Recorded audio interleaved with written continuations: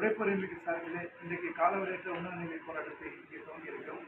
தமிழ்நாடு அரசு, சென்னை மாநகராட்சி இங்கே பணிபுரியக்கூடிய எண்ணியலம் தொழிலாளர் கிட்டத்தட்ட 8000 தொழிலாளர்களை 19/1/2021 தற்போதைய முதல்வரும் எதிர்க்கட்சித் தலைவராக இருந்தபோது கொடுத்த கடிதத்தின்படி அனைவரும் பணிநிறுத்தப்படுத்த வேண்டும். அரசாணை எண் 62 படி தற்போது 1/4/2024 முதல் ஒரு தின ஊதியமாக 754 என்பது வழங்கப்பட வேண்டும். இங்கே சென்னையிலே பணிபுரியக்கூடிய பெண் தொழிலாளர்களுக்கு கழிப்பறை வசதி கிடையாது. கழிப்பறை வசதி உட்பட பண்டிகை விடுமுறை, தேசிய விடுமுறை, மகப்பேறு விடுப்பு போன்ற சட்ட சலுகைகளை உடனடியாக ஏற்படுத்தி தர வேண்டும்.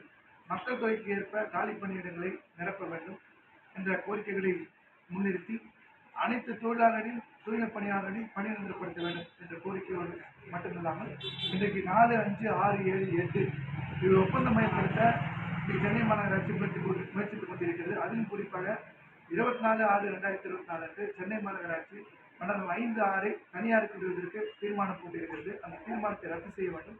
அனைவரையும் பணி நிரந்தரப்படுத்த வேண்டும். அரசாணையின் 62 படி 753 ரூபாய் உடனே வழங்க வேண்டும் என்ற கோரிக்கையோடு இன்றைக்கு LTUC சார்பில் இடதுவச்ச மையம் சார்பில் காலவற்ற உண்ணாநிலை போராட்டத்தை துவங்கியிருக்கிறோம். தமிழ்நாடு முதல்வர் அவர்கள் உடனடியாக இந்த கோரிக்கையை நிறைவேற்ற வேண்டும். அப்படி இல்லை என்றால் எங்களுடைய போராட்டம் தொடரும் என்பதை தெரிவிக்கிறேன். தொடர்ச்சியாக வந்து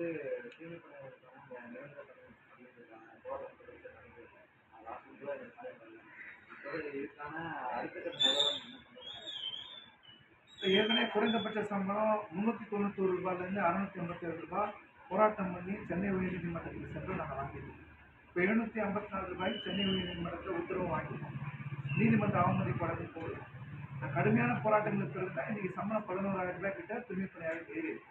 இப்போ பணி நிரந்தரன்றது முதலமைச்சர் கொடுத்த கடிதம் எப்பயுமே இருக்குது. அந்த கடிதத்தின்படி நாங்கள் தொடர்ந்து நீங்கள் நடவடிக்கை எடுக்கலாம். அடுத்து கைது நடவடிக்கை சென்னை மாநகராட்சி இல்லை முதல்வர் வீடு, சட்டமன்றத்தை முற்றுகையிடுவது இந்த போன்ற நடவடிக்கைகள் நாங்கள் கண்டிப்பாக போவோம். ஆயிரக்கணக்கான தொழிலாளர்களுடன் சேர்ந்து